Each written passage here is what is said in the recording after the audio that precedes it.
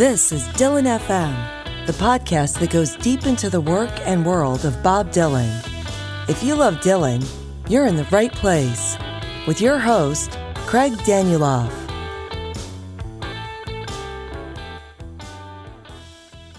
We often look past set lists to see the songs they contain.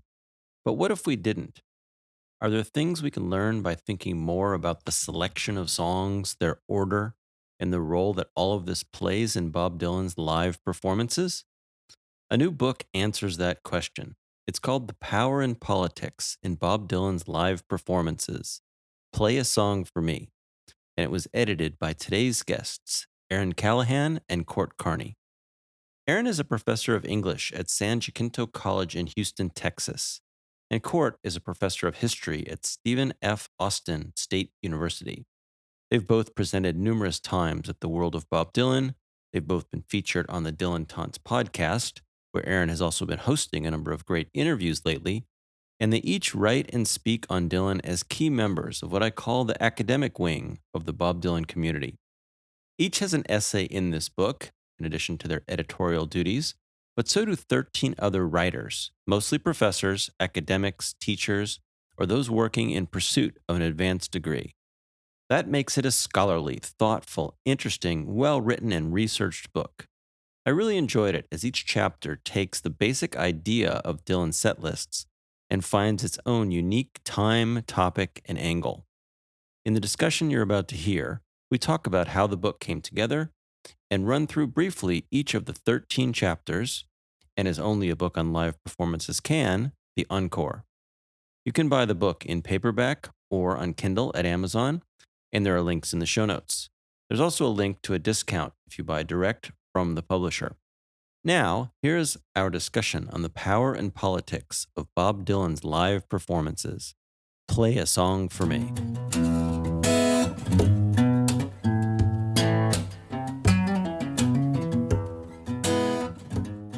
All right, welcome, Erin and Court. Thanks for coming to talk about your new Bob Dylan book. Thanks for having us. Yeah, thanks for having us, Craig. So, I love the idea of this book from when I first heard about it some months ago, maybe a year, I don't know. But why don't you give me the origin story and what was the impetus for this book? Because set lists for Bob, so it's called The Politics and Power of Bob Dylan's Live Performances. Play a Song for Me. So tell me how this came about and what the goals were in taking on this interesting Bob Dylan topic. Well, I'll start. I think it's truly collaborative in how it came about. Court and I met at the World of Bob Dylan in 2019. He gave a fantastic paper on St. Augustine. And I went to that panel and we became fast friends. And then we decided to do a panel at another conference in San Diego. And at that conference, I presented on the set list, which was, one iteration or the first iteration of the chapter that's in the book. And afterwards, Court said he really had the foresight to say, we should do a book about this. Would you like to do a book about it? And I said, sure. So, I don't know if that's how you remember it, Court, but that's pretty much a summary of how it happened. Your memories have now become my memories. We're just melded into one. Yeah. We'll allow that to be the. Well, for me, I was, and I knew the set list, but I had been at a concert with my parents in October of 2018. And I just started to write down notes about the list and the order of the songs. And I've long been fascinated, as Court has, with set lists.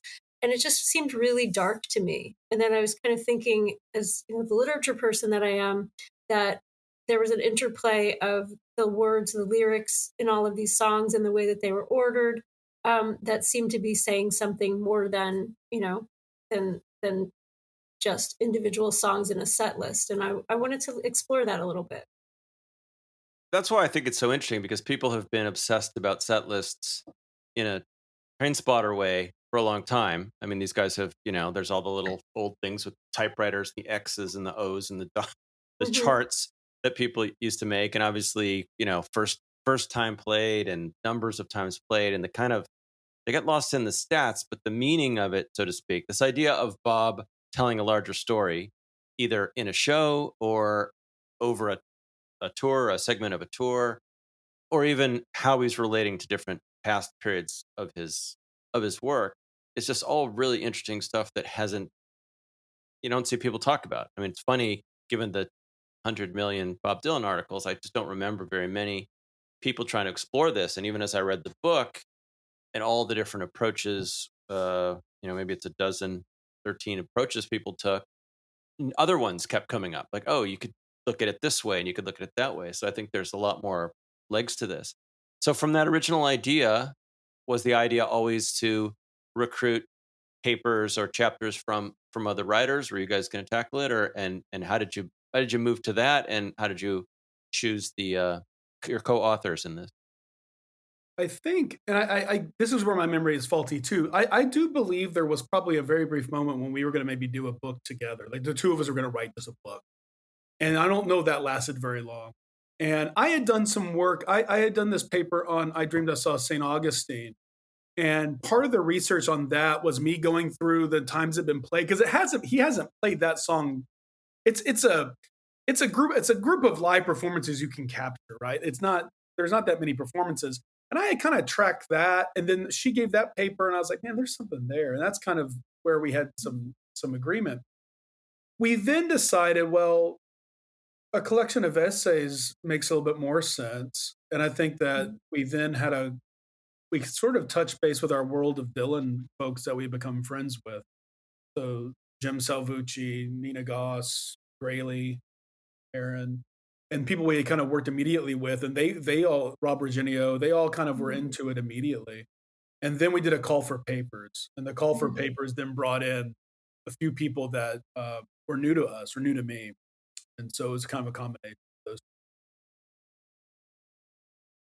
Yeah, I mean, I think that's exactly it. And then I was working on a different project because it was, we were in the depths of the pandemic, and Court reached out and he said, do you want to start working on this book now? And so I said, as I do, I was like, sure, we could do that now. And it really did turn into, a gift during the pandemic because we had something to focus on. And, we met via Zoom or we were texting constantly about something other than impending doom or a global pandemic. And so it was a lovely distraction from from everything else. And we pulled the book together during that time. And I'm grateful for that. What your co-authors have done in the book is kind of key off the idea of the set list, and to some degree they go their own way. Some are a look at a song in two periods of time. Some are a look at a tour. Some are a look at an individual show. Some are very kind of set list focused the way someone might think of when you say it's a set list book. And some are extract what Dylan was doing at that time or try to extract something or talk about that period. So how many of those ideas came from you guys, or is there things you wanted to see there? Or did I guess you did a call for papers? Did people just come in with these ideas and you said, hey, these are interesting ways to pivot around this idea, and together they'll make a lot of sense? The first group of people we contacted, we were just excited that they were excited. And so, and they each of them, and I think that's about, I'd have to look at the numbers, but maybe about half of that group were people that we sort of had talked to, and they were like, I want to do this. I know Grayley's essay was sort of an early one, and I think that was something that he had been thinking about for some time. And then we did the call for papers, and the call for papers had like I haven't looked at it in a while, but it had like these are all the, you know how CFPs work. Here's ideas we could consider. And of course, it doesn't really look like that. But then people started writing in, and that's where we got the one on country music and the one on hurricane, which I think is probably one of the more provocative essays there. And then, we touched base with a couple of people we had known in that second group. A very old friend of mine ended up doing the one on the bicentennial essay. He had been interested in that for a while. So it was sort of, I don't remember, we had a back and forth with a couple of them in terms of maybe tightening the focus, but they were all sort of in. And then when we got just to jump ahead real fast, when we got the readers' reports, the readers were all pretty into the multiplicity of views. I don't remember them. There was one big asterisk here, which we can get into, but for the most part, the press was like, yeah, this coheres, let's move. And I think part of that too is what Court, what you had said is looking at how people interpreted, the call for papers or the idea of the set list is what gave it a dimension that had we written on our own, the book wouldn't have. And so, we also were able to bring in more multidisciplinary, views and different generational views because we have some great younger writers there as well.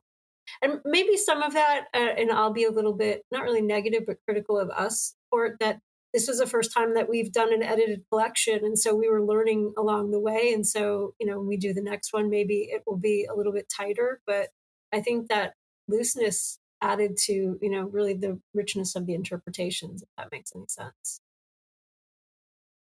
The one thing we wanted going in was kind of a multidisciplinary element. Erin straddles history and lit. I'm a historian, and so then we were trying to get some lit people, some history people. We ended up getting someone from comm studies. We have, and the other thing too, that's cool about the book is that we have people that are literature professors, history professors. We have high school teachers. We have a PhD candidate. We've got an MA candidate, actually. We have an adjunct professor. We have people kind of an administrator, a poet. We have people sort of coming from different elements. So it's not like you're going to read 12 history essays, which I know is probably, that's what lights me up, but that's what most people don't care about. But I think having some history, some lit, some comm studies, I think that's what really gives the book a little bit of kind of a different sort of layer to it. And also explains why they're approaching it differently. They're approaching it differently because of their fields and because of their perspectives and because of what their interests. And we have a lot of women too in the book, which I was really proud of. Yeah, so that does point to something we didn't mention, which is this is kind of the academic wing, as I've called you, of the Bob Dylan weirdos or freaks or whatever the appropriate name for this group is. It's a very highly literate book. There was a chapter, it might have been Jim's, that I was about to make a list of big words just for fun of like, holy cow. Was it Rob's? There are many other academic books of Bob Dylan, but I like that this is kind of taking kind of pedestrian topic, if you will, of the concerts. I mean, there's a lot of other topics within Bob that get that kind of treatment, and this kind of elevates them and benefits from the rigor in that whole class of fields that you were just mentioning, Court, that people bring to it. It's interesting to see that academic tone of the writing. Right. Well, let's start talking a little bit about the essays, because it really is. It does overall, and I read over the last few days. It is a nice collection. Like the lengths are great, meaning they're digestible. They kind of get to the meat of the point. They don't go on too long, and then you get to another one, which is the nice thing about books like this. And yet, there's also a nice diversity of periods. Right, you go from the '60s to the very beginning. To some degree with your stuff, Court, all the way through Shadow Kingdom and Rough and Rowdy Ways even gets coverage, but there's plenty of 70s and 80s. I think everything gets covered in there. We originally had Jeff Fallis was going to write on kind of into the 90s, and Fallis he had an essay that he had pitched that he was going to do on the kind of the never ending tour into the 90s, and that was because we don't have that many people overlying that piece. And then Fallis, as readers will be excited to learn, he's a poet, and he ended up doing a collection of sonnets that we ended up moving to the end. And so his sonnets are actually about the Neverending Tour 90s period, but we don't actually have, it's weird because you would think you would have had several people write on that. And in fact, I think we have sort of based around that. We have the 60s, 70s, 80s and stuff. Yeah. And then we have Nina Goss and Laura Tinscher both sort of touched on Shadow Kingdom, which had been out, and they both do very different things with it. But I thought it was really cool that we had something that was a little bit more current. And then the end piece we ended up shifting because Dylan in 22 all of a sudden threw out Friend of the Devil and some other covers, and of course now since then. He's done so much more of that, and we would probably have to completely rewrite that. But that was kind of the headline news of the moment when we were going to press. So that's why that's. Let's dive into some of them. Maybe won't do them all. So, Court, you start the book out with Bob's treatment of Woody Guthrie, and I think it's, if I remember correctly, it's kind of a comparative of an early and a later version. Yeah, this came from two pieces. One is that I have a lovely group of scholars I work with Woody Guthrie, and so I touch with the Woody Guthrie people a lot, and so that kind of made sense to me. And the essay was sort of like an example as to kind of how I thought a lot of these, you could look at this. In other words, here's a song, and it's not, in some ways it's the song. It's the primal moment of creation for Bob in some ways.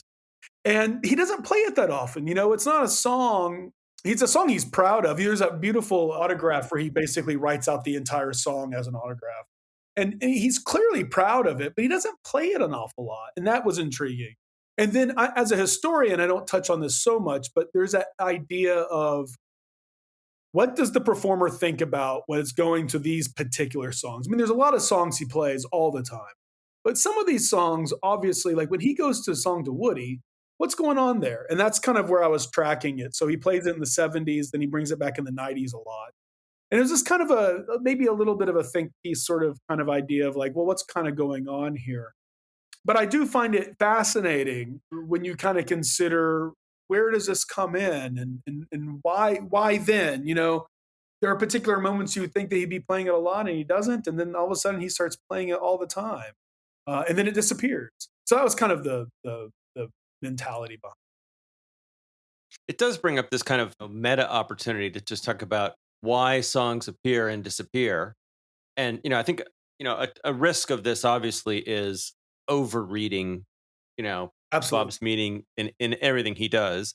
But, and it is very clear from what he does that there is often a very specific meaning, especially in unique circumstances when he picks songs, right? It's been shown very clearly that often in retrospect or in hindsight, when someone explains, oh, this made sense for that reason. It wasn't just, he picked this for Clinton or he picked this for Obama or whatever the case may be.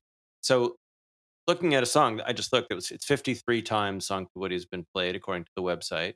But, songs come and go. And some of the explanations in the book, I'm not going to remember which ones exactly, but there was things about why songs were played at different times that I would have never got.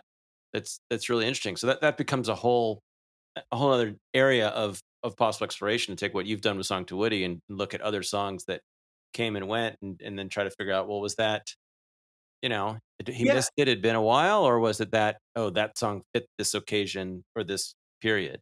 I think when you get to the 80s, I think you have people like Tom Petty saying, let's do this. And you have Jerry Garcia saying, I would love to do this. And when the Dead's playing with them, they're like, let's. And I think that there's a very clear connection to him kind of picking up on songs again that he hadn't played in a long time. That's a whole other story. But the other side note that I want to just briefly mention is that there is the very particular set list of January 1968 at the Woody Guthrie tribute. And that is such a beautiful example of why those three songs. Why does he could have done anything and they would have allowed him to do anything. And he says these are the three songs that are my vision of Woody.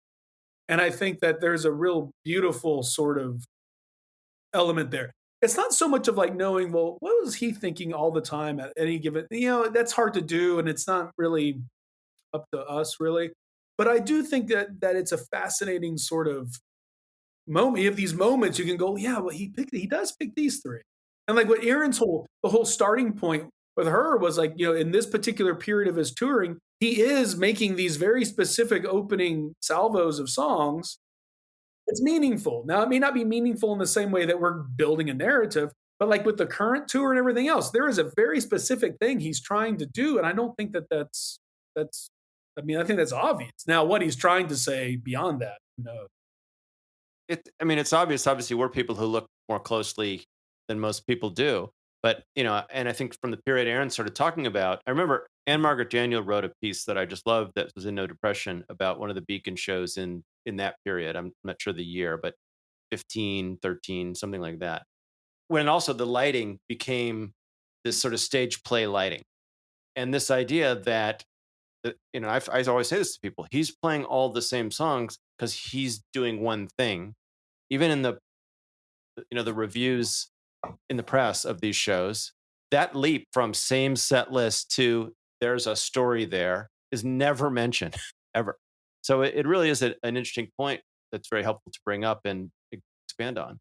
I think there are kind of two ways to look at this. That well, the first is we are the academic wing, and so the T.S. Eliot essay, Tradition and the Individual Talent, once the art is out there, the artist and artistic intent kind of, it's part of the story. But then there's people like us, and even in the larger Dylan community, who are going to maybe find those strands, and as long as we can connect them to make sense, and we're supporting our connections in a way that seems rational or logical, I think that those interpretations are then, this is the second point, part of the conversation. I'm not interested in saying, like Court, you just said earlier, like, I'm not interested in saying this is what Dylan was thinking, because I have no idea what he was thinking. I'm more interested in, this is what I saw when I was experiencing this live performance or this series of live performances. And then when I looked back and look at the way the language is working together, he seems like a Prufrockian character. Like there is a Prufrockian, like modern anxiety or contemporary anxiety running through the course of that set list that really is telling us something. And then my point about it getting darker 2 days after Trump was elected, really personal politics included, spoke to me in a particular way that I thought, well, he subs these songs out to tell us something even darker is coming, perhaps. And maybe he's not doing that consciously, because I don't think he's making political statements, but I think there's something, that I got from it that I was reading, like, okay, well, he did change it to be a little bit darker, but that's the fun of it, is that other people will then take the set list idea and maybe start to look at that in terms of narrative construction, or the way that Court looks at it, at set lists of where the song is being played. And that's kind of how Simon McAslan, the first chapter after Courts, he was looking at how important Montreal was to creating Dylan's stage presence, and also, to different songs that he's tested out in Montreal, like Blind Willie McTell in 1997. And so I loved that he kind of looked at this particular place in terms of the set list, and how Dylan is now using it as a test ground for other things. And so again, that's another way to look at place and set list and performance, kind of different than the way Court and I did. Yeah, I love that. I love that chapter. I've always loved that show, but I didn't realize, for example, the number of only time played, or the number of first time, and everything else about that. Mm-hmm. It is a unique one to have them not, have pulled out and made a bonus release somewhere, because we have this beautiful tape of it. The other thing about the meaning in the set list beyond the songs is, to me, it kind of feels like, well, that would make sense that Bob would do that, and that to some degree it makes it more, I don't say fun, but more interesting for him, that feels like he's telling a bigger story, rather than just being this jukebox and playing these 12 songs. That I'm sure he knows that for most of the audience, it might be subliminal. They're not going to realize those connections, or no one's going to write it out, but Right. he still gets to do that, and not just spin a wheel and pick 10 songs and play. I think that's part of the point too, that once the set list kind of went back to being static, the repetition of the lists is sort of reinforcing that idea that there's something happening there that may be greater than, just the list of songs. Like you're saying, just being a jukebox, where it used to be, we'd look at how it changed every night and how exciting that was. To me, there's something exciting in that stasis of just hearing the same songs, or playing the same songs, because he's reinforcing something, I think. Whether he's intentionally doing it, or we're making, again, as academics, we're making those connections without overanalyzing. God love us, we tend to. But at the same time, there's that repetition is a reinforcement. I think that's where the performance part comes in too, though, because the current tour, the set list. I mean, there's the cover song that comes in, but Right. But you look at it and you're like, well, do I need to go see various dates on this? But you do, because he's playing differently. The band is playing differently. I mean, not always radically different, but he is. Right. He played harmonica on the other night on Every Grain of Sand, and of course, everyone's like, "Oh my goodness, he played harmonica." But it's not just that; like, he's imbuing it differently. I was listening to a recording. I went to one of the Portchester shows, and I was listening to one of the recordings, and I realized that he does sing a line differently than he had that in the rest of the tour. Like, that stuff still happened. Now, these are not monumental events on that level, but I do think it points out that even though the set lists are static and we're very far from like the 90s and the 2000s when you never know what's going to happen. There's a charm to that. And of course, that's where I get the excitement there. But there is an excitement here on a performance level because of the band and everything else. So I think that's where it's kind of the enigmatic part of it. Like, oh, it's not changing, but it is changing. You're kind of in a level of haiku there, I suppose. Of Zen. It's also another example of Bob deciding to do something that his audience did not want at all. And then eventually the audience comes around, and now people, those of us who get to go to a lot of shows kind of like it. Not that we wouldn't take a night at Toad's Place or something, but it's fine, And the set list conversation happens before the show because you have the old timers and the heads who are like, "Hey, this is blah blah blah blah blah blah blah." Blah. But after the show, you hear people. I remember I went to see the San Antonio show, and there were people complaining afterwards about, and those complaints have been there since 1976 or whatever, So the set list conversation's there. It's just either people's disappointment or expectations, and I don't think this is where you run into some problems. I don't think it's like, oh, this is the best thing ever all the time without exception. I don't like to have that attitude, but I do have an expectation that is geared a little bit to kind of what Bob give you. You're there to see what he gives you. You're not there to like, this is the night I'm going to hear a song under. And so maybe my expectation meter is just set in a way where I'm disappointed. I'm disappointed in everything else in life all the time. Maybe it's for free. I think, too, you make a point about, Craig, you and I had talked about Silvio, how people get so disappointed that he puts Silvio in a set and he likes to play it, obviously, and how you made the point that it's an up-tempo song, and so he puts it in when he needs an up-tempo song.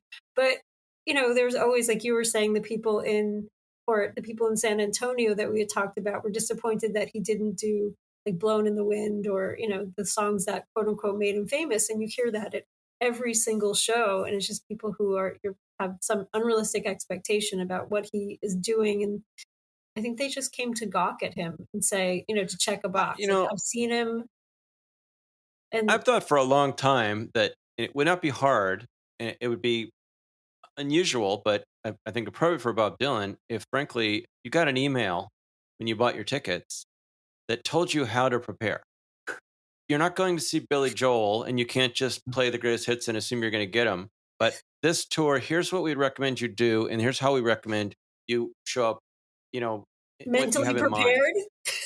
Well, because I have friends, who are not huge Dylan fans, but over the last 10 years who have gone, and I'll say 5 years ago in your period that you wrote about, Erin, it was listen to Tempest. Because if you don't listen to Tempest, you're going to hate this show. Right. You're not going to know what's going on. And they call me the next day and say, God, I am glad I did that because, and right, obviously now it's Rough and Rowdy Ways and even certainly the old songs. The other thing is if you hear those songs in the current voice and the current musical approach, you can take them in better. So I have sympathy for people who walk in cold thinking, they listen to Sirius XM or God knows what, and they think that's what's going to be there. That very would be generous. Hard. Yeah. We talked about Simon's fantastic 62 Finian Club chapters. Let's talk about Keith Nainby and John Radasta, if I'm saying that properly, who looked at the core 64, 66. I will say this: I hadn't met them before until we are at the world of Dylan this last time, and they are just the most giving, friendly people. I mean, they're co-authors. Yeah, no, they're kind of the only ones that deal with that world tour, I think, and they play with it again in terms of the construction of Bob, which I think is interesting. Kind of like it kind of goes with the Simons piece, where it's kind of like how he's making himself through this material, and then how he's sort of negotiating that with the audience. Sometimes not really a negotiation at all, but you know what I mean. Like he's clearly aware, and come to think of it, those shows. There's an entire box set of, all those shows from Europe, and those set lists are the same too. So I think that we have these expectations all the time, and none of those shows were the same either. Those acoustic shows. So I think there is an analog there. But those two essays kind of work as a piece of kind of the construction of the idea of Bob. but also I think they kind of address that Dylan in this construction of set list, and I know they use the word pioneer, but he's he's bringing the audience along slowly into his transition to fully electric, and that's the cool examination of the set list from the 65-66 tour, using the rapport that he has in that 64 Halloween show as the launching pad for that. But I really appreciated how they explained again how the set list was not just a way to give them what they wanted and do what he wanted, but also sort of ease them into that transition. So I like their chapter. So then we jump forward into, as you say, Hurricane and Rolling Thunder, which is an amazing tour. Again, not not the most dynamic set lists, and obviously if you're traveling with 30 people and doing what they had to do, but we had a lot of covers, we had a lot of people playing, we had a lot of duets and things going on, and we had the Hurricane song. This talks about the hurricane benefits specifically, for example. Yeah, Landgraf and Isom, those two essays, Sky wrote on Hurricane, and then Mackenzie Isom wrote on country music. Those are not really all that related, but those were two that came straight from the call for papers and just kind of fell in our laps, and happily so in terms of subject matter and that kind of thing. We did have another essay that didn't get included, sadly, that kind of dealt with a similar topic. But the hurricane chapter is sort of it's one of the, I don't say it's one of the few, but it is kind of a critical look at some of this in terms of like, what does protest music mean? How is that shifting audience expectation? Audience is a big part of all these chapters, and audience expectations on what the protest song is about, clarity and that kind of thing. And she's very clear in the fact that there's a muddled sort of history behind the lyrics and how it plays out in 2023 or 2022, certainly when she wrote it and when he originally wrote the song. I think it's a chapter that probably will create conversation. I agree with that, because there's something, and if this field is going to last and it will go on beyond us, that those original authoritative takes or analyses have to be puzzled through and questioned a little bit. And, and she's doing that in a really interesting way. And you had said it's one of the more provocative chapters, but I think that's what makes it provocative, is that she's taking this idea of the protest song in support of Reuben Carter, and she's really looking at, like you said, the history and the nature of it in a way that reframes it and kind of questions the standard assumption about that song. So it's a really strong chapter. I think it's fun to see, like, from the hurricane chapter into the Johnny Cash chapter. It's again this conversation of, now the Johnny Cash chapter is probably one that you might have been thinking about. This one, it's one of the ones that is not set list driven as much. It's not as clearly connected to that, but it's kind of creating this world where, because the inclusion of Johnny Cash, or Johnny's inclusion of Bob, does create this sort of this other genre, and she kind of details that a bit. And I think that her chapter sort of hinges nicely with Jason Tebby's on the bicentennial. And those three kind of then look at this particular period from very different angles. And Tebby is basically saying the bicentennial is a really weird moment in American history. And within this really weird moment of American history, Bob's kind of playing off of that in a number of different sort of weird ways. And I think that his got a lot of good feedback early on from one of the reviewers. And I think that his is one that I think is a good example of how you can use one moment to expand various directions. So the Isle of Wight show comes up at the end of the Isom chapter. That would be an interesting one to really look hard at the set list and think about, all the competing demands or expectations on Bob and what he did with them. In that case, both the set list and the, the methods of performance, right? He really came out with the new Bob voice and the new feel, but mixed in old songs as well as those, then new, more country specific and then songs. real old songs like Wild Mountain Time. I think that's such an underrated show. I love that show. I love the way it sounds. I love what he's doing. And then she's putting that in perspective of, like, a lot of other people did too, and then decided to go off this other direction. Yeah. A country. Well, I've thought a lot in the last, I don't even know how, maybe it's 10 years, but we get this stuff so fast now. So that show, for example, being buried in that Yeah. bootleg series, which there was so much revelation in the self-portrait tapes and all the new versions we had, that disc 3 or 4 or 5 or whatever the hell the full show was in perfect quality. No one really had any time to sync on it. But if it was done it itself, especially with video, which would have been nice, we could spend 6 months or a year just really diving into that. It's amazing, that show. I think that bootleg series is one of the more successful ones. I mean, they're all pretty great, but that one in particular is like revisiting stuff that you maybe have not listened to as much, or you listen to and then, but like the version, the other versions on that bootleg were amazing. But I think you're absolutely right, because that was in there. I don't even remember much conversation at the time about it. No, People going, "Oh, we finally have this whole great recording too." But I think that is one of the foundational shows. I wonder what how much video there is in Tulsa on that. We need to get that Peter Jackson. Yeah, Get that Peter Jackson technology in. he can now just take a photo and Yeah. recreate the whole concert. Ringo's on. So, so then we get to Graley's examination of the 80s. So after all that, and Jim does 81, which is great. Kind of, Jim does the part where he's coming out of pure, the pure gospel. But Graley really looks at I guess the second part of the Warfield, because Warfield 79 was the fire and brimstone preaching, what is this shit kind of stuff. And those, they work together because Jim is really talking about the idea that Dylan is coming out of the evangelical phase, and he's trying to reconcile his, as he says, the absolutist religious beliefs with this sort of impermanence of man and his artistic creation. And he does that through the lens of performances of Every Grain of Sand. Which I'd like to know what Jim has to say about him performing it now, too, how that might be a nice coda to his argument. But Graley's piece is, as most stuff Graley does, a tour de force, where he has taken the concept of the medieval morality play and looked at, the lessons and whatnot that we would get in everything that sort of frames those medieval morality plays in through the Warfield, what he calls the Warfield cycle, which is a reference to the Wakefield cycle.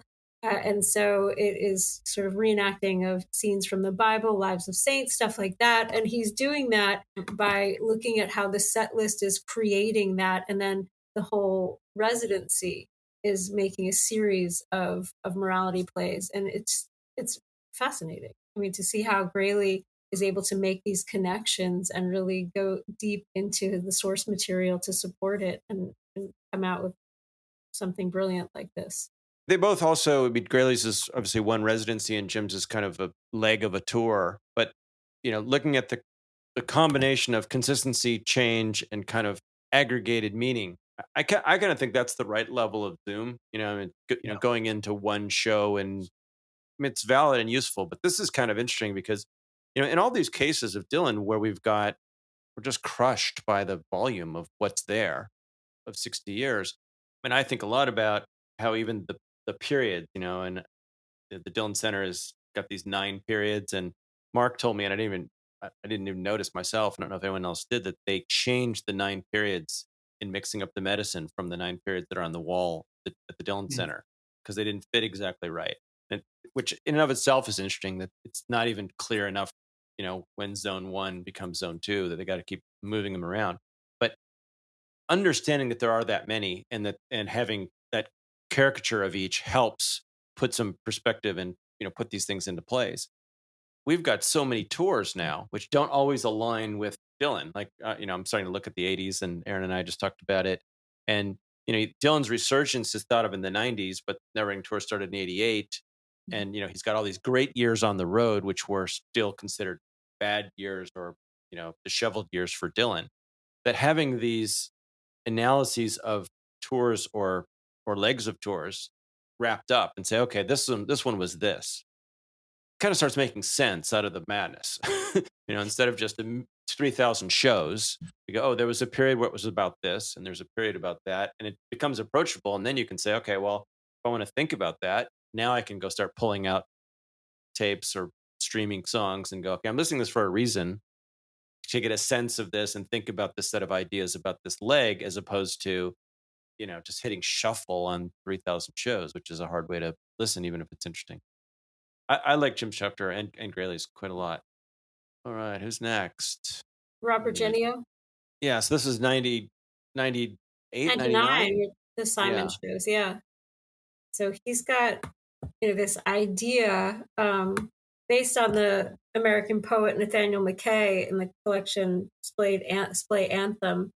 And so he kind of looks at this series of shows as a sort of splayed anthem, kind of to see, to look at how one, is sort of reconciling, I think, what he says, their cultural inheritance or their own, Dylan's own place in American pop culture, American music culture, but, his own influence and how he seems to maybe be playing with that or reconsidering it in that series of shows that he talks about in the 99 tour with Paul Simon.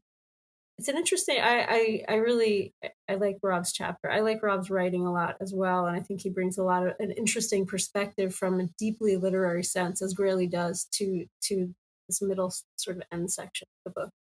Yeah, Rob is he's a singular mind, and what I like about what I love about Rob, what I love about Jim, what I love about Graley, these three in a row, is that these are people who've also dealt with Dylan for a long time.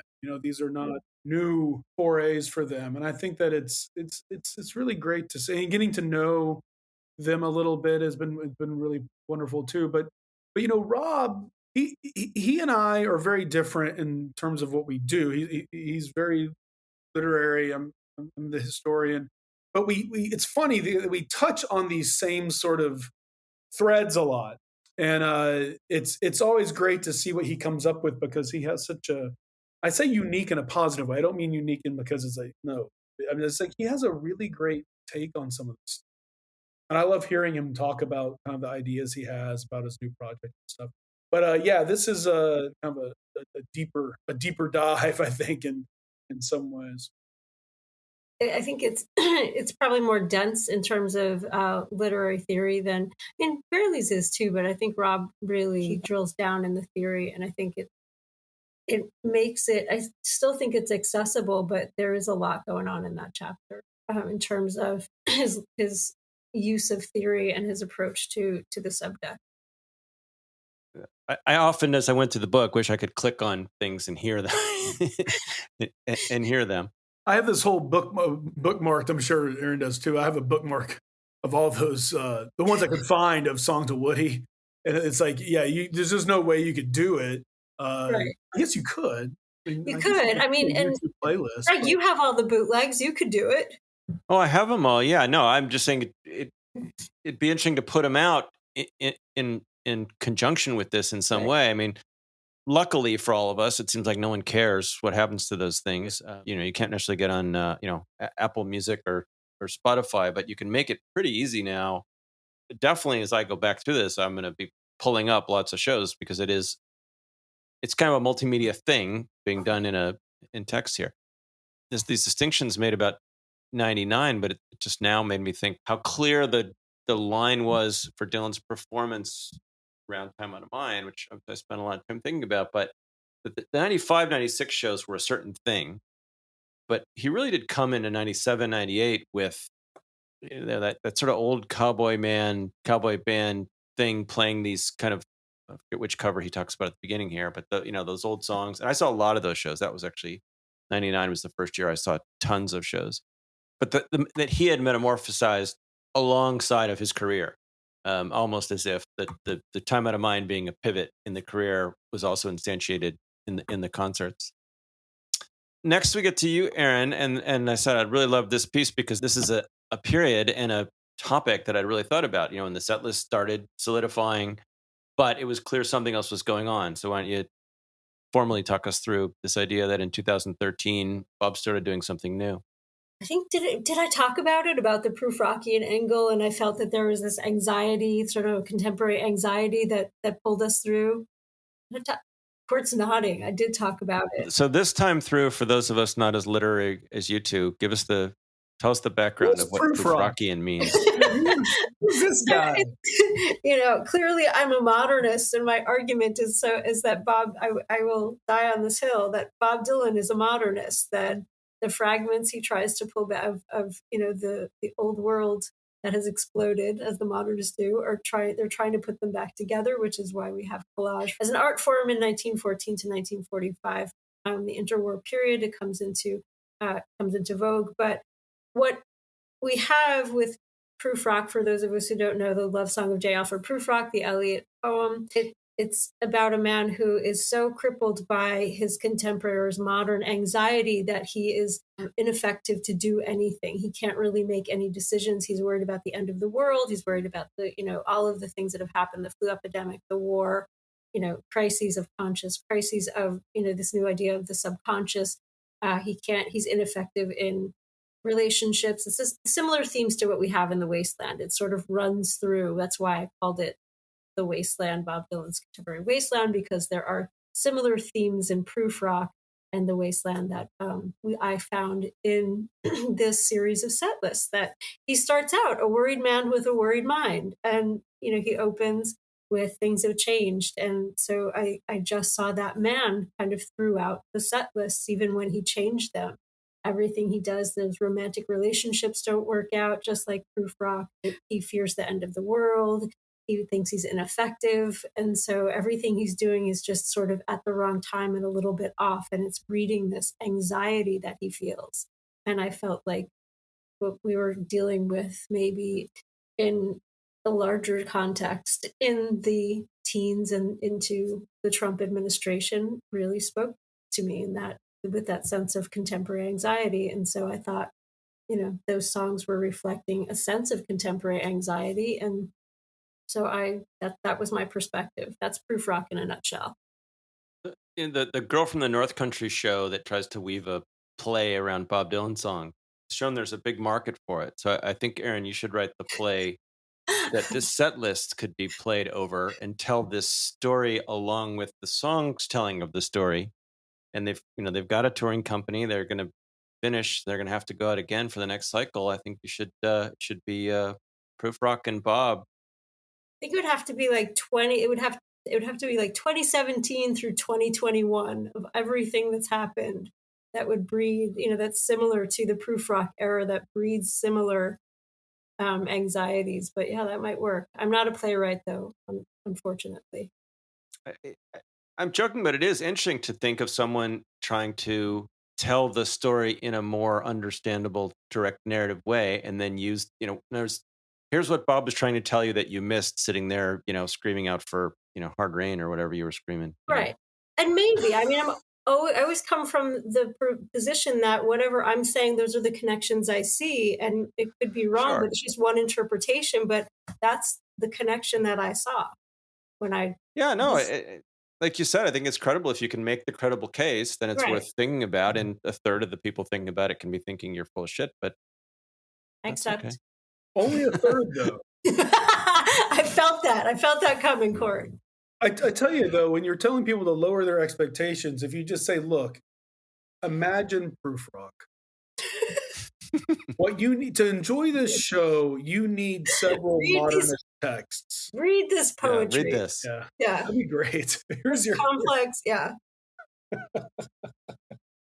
So next, Nina does, a version of the same thing, looking at what's going on, in Shadow Kingdom. Obviously contextualizing it to 2021, if that's when it was as well. But in looking at, very clearly the idea that Bob was saying something with not only what he played, but how he played it, presented it, and the media being the message as much as anything. I loved her take. And there's that one bit of her chapter where she talks about it being a live performance, but not live because we were all in our living rooms, but it generated the same excitement, and that it captures that moment in time because all the band members are masked, and it's such a fantastic interpretation. No, it adds a lot of context to it. Yeah. Right. And that, it made me think of, hopefully 50 years from now, someone will watch that, and it really is an artifact from the pandemic, and how excited we were. We didn't know what we were spending $35 on, but we gladly handed it over for some distraction from the pandemic. And that when they opened that chat room, the absolute excitement that I felt to just chat with other people about Bob Dylan and, the expectations of what it was going to be. And I think she captures that really nicely. And like talks about sort of, a little bit of the artifice of the live performance and how it does capture that moment in time. The question is, in 50 years, is the shock going to be that they wore masks or that some people had them off? Yeah. I think that some people had them off. Is the smoking CGI? Is that yeah.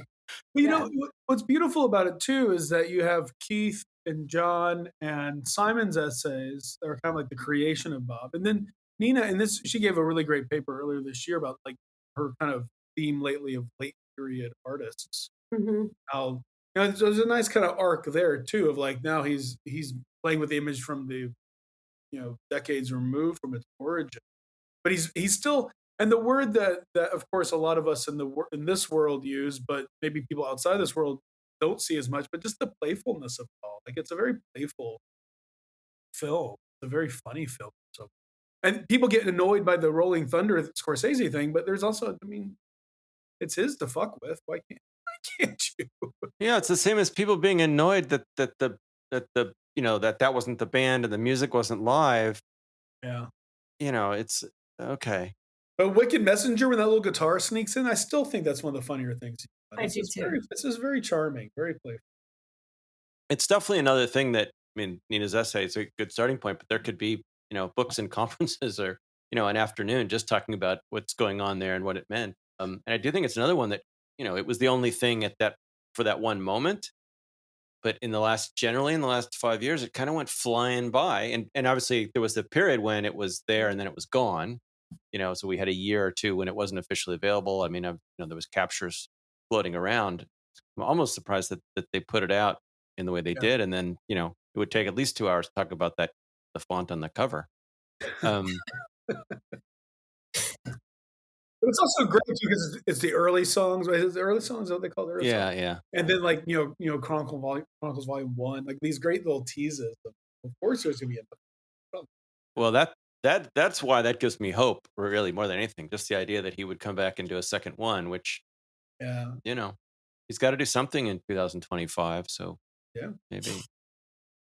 All right, and then we get to Laura looking at time and how that shifts through Bob's work, particularly in the later period, as he's perhaps aware of the calendar and the clock.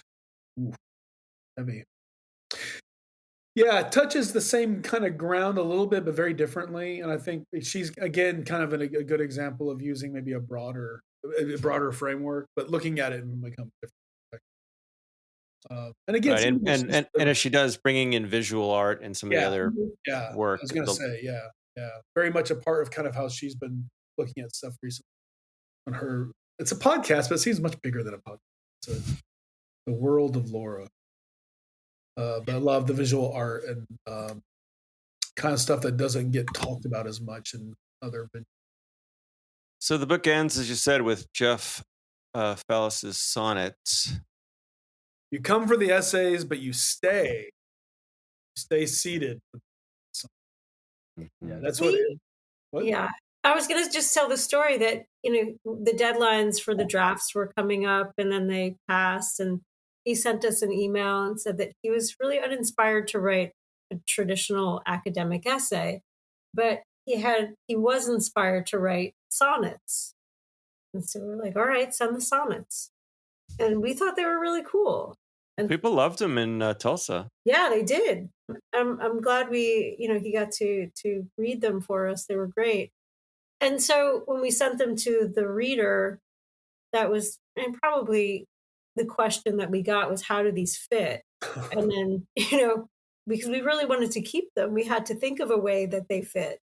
And we had a meeting at our little coffee shop, and we decided that we would make them an encore, because if it's a book about set lists, or you describe it as a cute solution, and maybe it is, but it worked and Routledge liked it. And so we got to keep the sonnets, which I think add a lot as an encore to sort of finish the entire book really nicely. And what I like about Jeff's work is that it's also it's kind of in the end, after all of this, he's also putting himself directly in as an audience.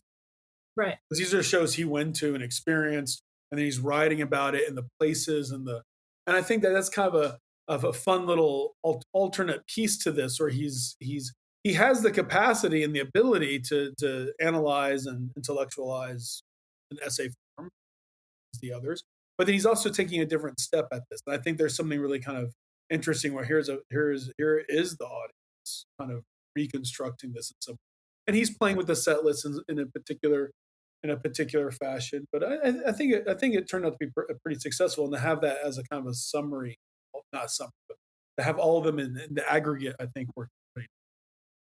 So we should admit that it's an expensive book in hardcover, and people are encouraged to make their employers pay for it. But there is a Kindle version that makes it slightly more affordable. Mm-hmm. Kindle is going to be probably the more rational.